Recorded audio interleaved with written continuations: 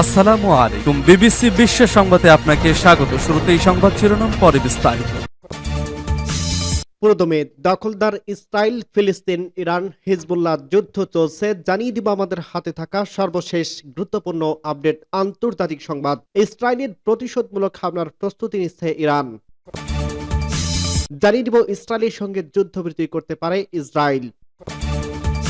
আরো জানিয়ে দিব লেবাননের দক্ষিণাঞ্চলে হিজবুল্লাহ ও ইসরায়েলি বাহিনীর তুমুল সংঘর্ষ।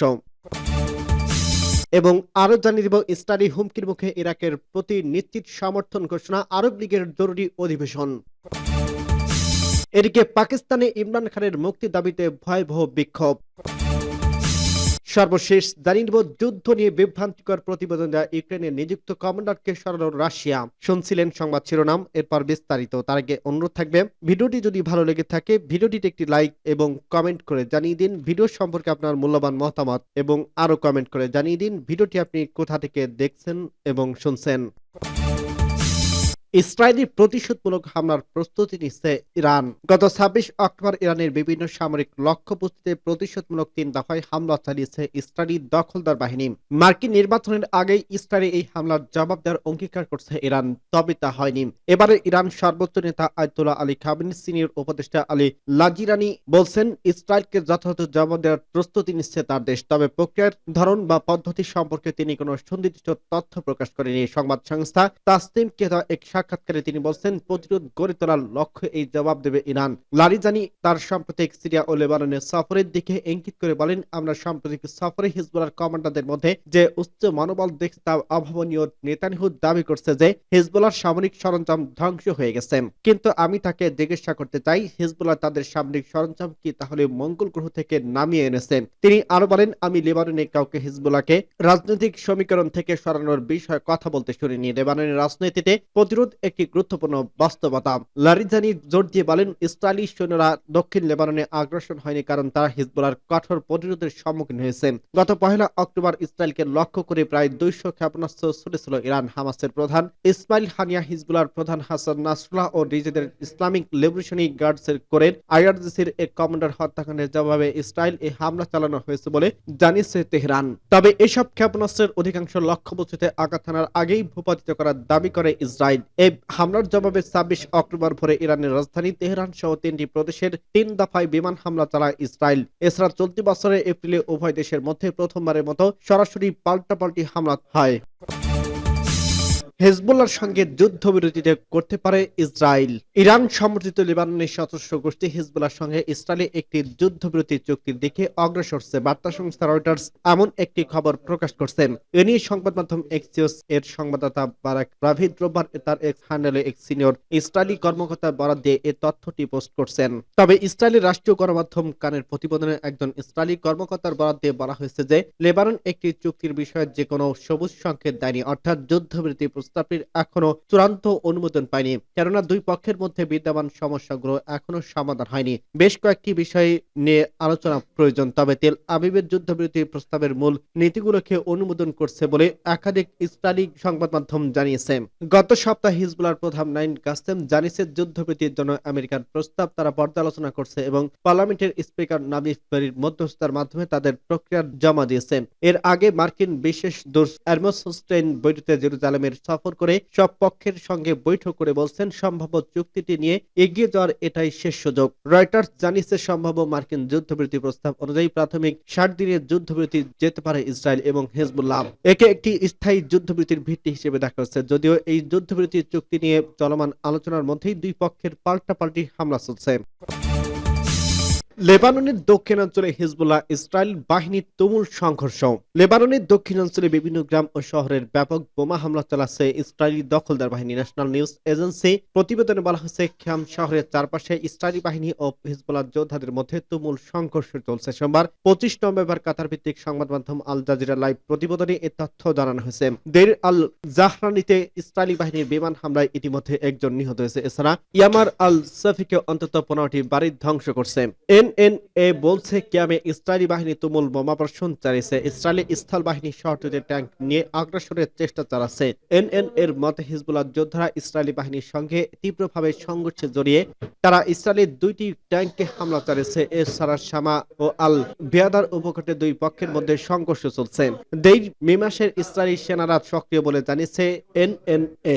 তবে হিজবুল্লাহ যোদ্ধারা এই অঞ্চলে 4টি রকেট হামলা চালিয়েছে। এর আগে গতকাল রোববার লেবানন থেকে হিজবুল্লাহ ইসরায়েলে ব্যাপক ক্ষেপণাস্ত্র ও ড্রোন হামলা চালিয়েছে। হিজবুল্লাহ দাবি করছে তারা ইসরায়েলের দক্ষিণাঞ্চলে আশদদ নাভাল ঘাঁটিতে প্রথমবারের মতো হামলা চালিয়েছে। প্রতিবেদনে বলা হয়েছে ইসরায়েলি 340টি ক্ষেপণাস্ত্র ও ড্রোন ছুড়ে হামলা চালিয়েছে হিজবুল্লাহ। এতে অন্তত 11 জন আহত হয়েছে। সেই সঙ্গে তেল আবিবের ব্যাপক ক্ষয়ক্ষতি হয়েছে। ইসরায়েলি হুমকির মুখে ইরাকের প্রতি নিশ্চিত সমর্থন ঘোষণা আরব লীগের জরুরি অধিবেশন।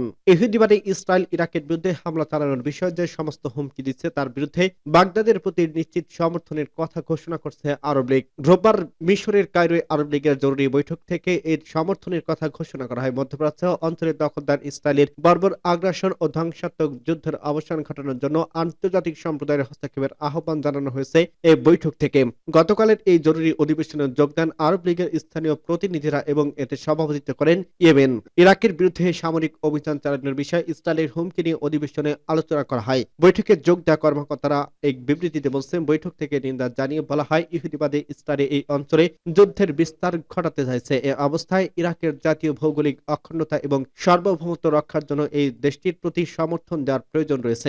বিবৃতিতে আরব লীগের মহাসচিবের প্রতি আহ্বান জানিয়ে বলা হয় ইসরায়েলের হুমকি বিষয়টি যেন তিনি আরব লীগের পক্ষ থেকে জাতিসংঘের নিরাপত্তা পরিষদকে অবহিত করেন। গতকালের জরুরি অধিবেশন সম্পর্কে কায়রোর নিযুক্ত ইরাকের চার্জ দ্য অ্যাফেয়ার্স মোহাম্মদ মোহসেন আলওয়ান বলেন, ইসরায়েল মিথ্যা অজুহাতে মধ্যপ্রাচ্যে তাদের আগ্রাসনের থাবা বিস্তারের চেষ্টা করছে। এক্ষেত্রে ইহুদিবাদী ইসরায়েল আন্তর্জাতিক আইন, জাতিসংঘের সনদ কিংবা নীতি প্রথা সবাই লঙ্ঘন করছে। সূত্র পার্টস টুডে।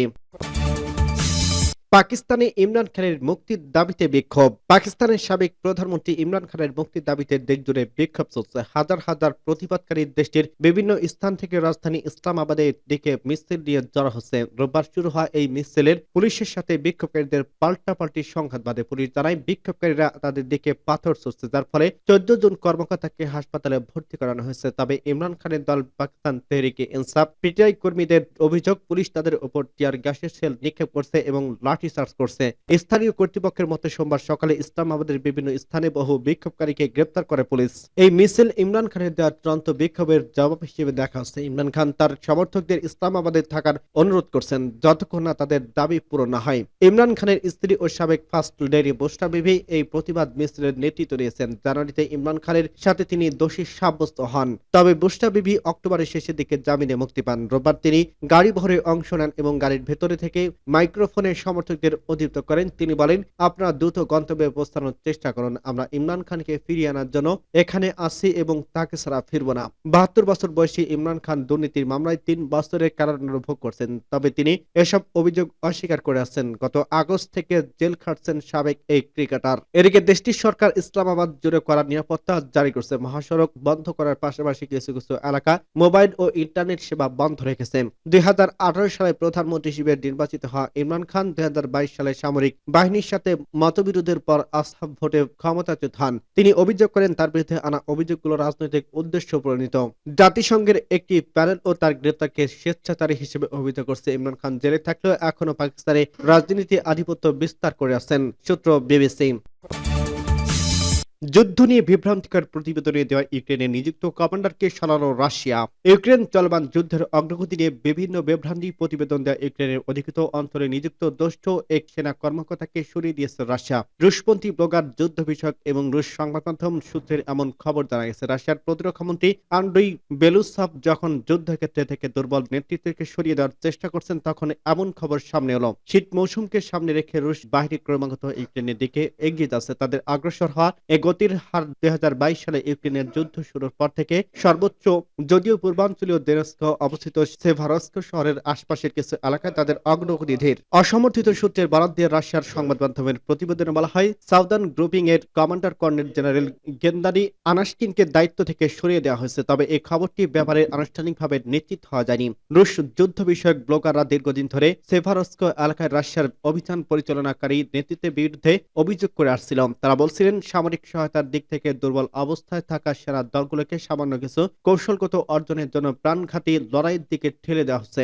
সামাজিক যোগাযোগ মাধ্যম টেলিগ্রামে দেওয়া এক পোস্টে রুশপন্থী ব্লগার রিবার লিখেছেন, সেভারস্ক অঞ্চলে ব্যবস্থাপনা যুদ্ধে নিয়ে আনাশকিন মিথ্যা প্রতিবেদন দেওয়ার তাকে দায়িত্ব থেকে সরিয়ে দেওয়া হয়েছে। রাশিয়ার রাষ্ট্রীয় টেলিভিশনে নিযুক্ত যুদ্ধ বিষয়ক এক প্রতিনিধিও বলছেন, আনাশকিনকে তার দায়িত্ব থেকে সরানো হয়েছে।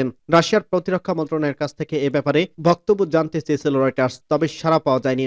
রয়টার্সের প্রতিবেদনগুলোর সত্যতা যাচাই করতে পারেনি রাশিয়ার অভ্যন্তরীণ নিরাপত্তা পরিস্থিতির কারণে আনাশকিনের বক্তব্য জানতে পারেনি রয়টার্স। রাশিয়ার বাহিনী যদি সেভারস্ক এলাকায় নিয়ন্ত্রণ